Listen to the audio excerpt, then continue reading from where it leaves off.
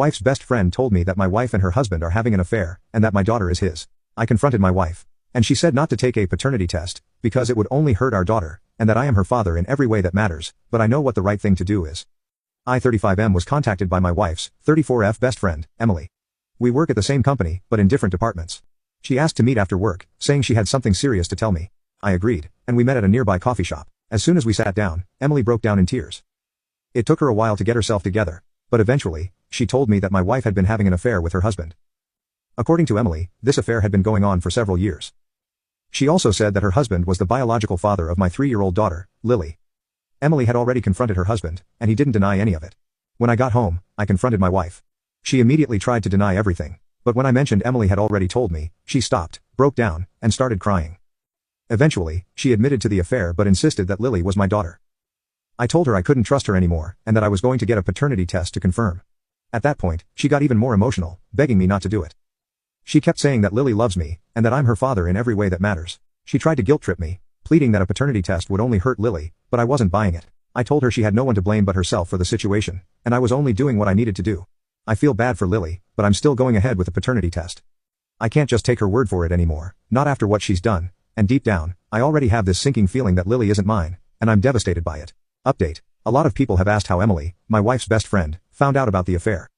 To clarify, Emily got suspicious when her husband started acting distant and spending a lot of time away from home, often with excuses that didn't add up. Eventually, she found text messages on his phone between him and my wife that made it clear something was going on. After confronting him, he confessed to the affair, and admitted it had been going on for years.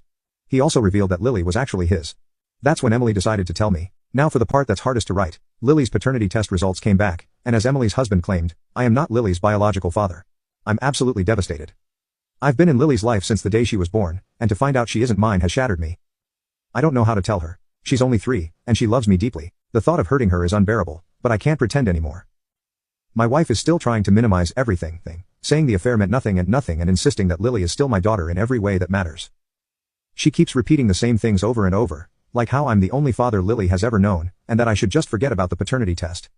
She's trying to guilt-trip me, saying Lily will be heartbroken if I leave, but I've had enough of her lies and manipulation. The fact remains, she cheated on me for years, lied about Lily's paternity, and expected me to just accept it. I told her I'm filing for divorce. There's no saving this marriage, not after what she's done. I feel horrible for Lily, and I'll always care about her, but I can't stay in this situation. It's all too much. I don't know what the future holds or how I'm going to explain all of this to Lily when she's old enough to understand, but for now, I'm focused on getting through this mess. Update 2. Emily's husband, the biological father, made it clear that he doesn't want to take any responsibility for Lily. He told Emily that he wasn't going to disrupt his life for a mistake, and had no intention of being involved. He doesn't want anything to do with Lily despite being her biological father. My wife is considering taking legal action to force him to take responsibility, but for now, it's clear he won't step up voluntarily. Shortly after this, my wife's parents came over. They'd heard about the fight and wanted to talk. They were disappointed and heartbroken by what she had done. After explaining everything, including the affair and the paternity test results, they assured me that they would make sure Lily is taken care of. That brought me some relief, knowing Lily would have their support moving forward. During the conversation, my wife started begging for another chance. She cried and promised that it would never happen again, saying that Lily is still my daughter, and that we should stay together for her sake. But I can't trust her anymore. This wasn't just a one-time mistake, it was years of lies and betrayal. I told her I had no trust left, and that our marriage was over. I asked her to pack her things and leave with her parents. She was upset, but eventually, she realized I wasn't going to change my mind. Her parents helped her pack, and she left with them. Lily went with them too. Watching them go was one of the hardest things I've had to do, but I know I can't stay in this situation anymore. Now I'm alone in the house, trying to let everything sink in. The silence is overwhelming, and I'm feeling the full weight of the situation. I called my best friend to come over and help distract me from everything that's going on. I know it'll take time to process all of this, but I need to take it one step at a time, and figure out how to move forward. Final update. For those of you following, this will be my last update. It's been a while since my last post, and things have almost resolved now. The divorce is finalized. My ex-wife and I parted ways legally months ago. There were no shared assets to fight over, and thanks to my lawyer, the paperwork explicitly stated that I have no parental rights or obligations to Lily moving forward. As for Lily's paternity, the court process took longer than I hoped, but it's done. Emily's husband was legally established as Lily's biological father, after the court ordered him to take a genetic test.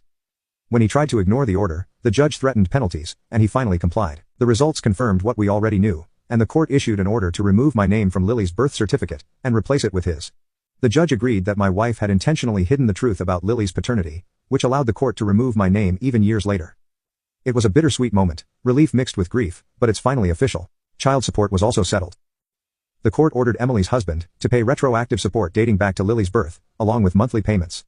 My ex-wife is handling that side of things now. He still refuses to be part of Lily's life, but at least he's being held financially responsible. Lily is living with her mom and grandparents. I still check in occasionally. Her grandparents send me updates and photos. She started preschool and seems happy, though I'm sure she's confused about why I'm not around as much. Her grandparents and I agreed it's best for me to step back for now, but I'll always care about her.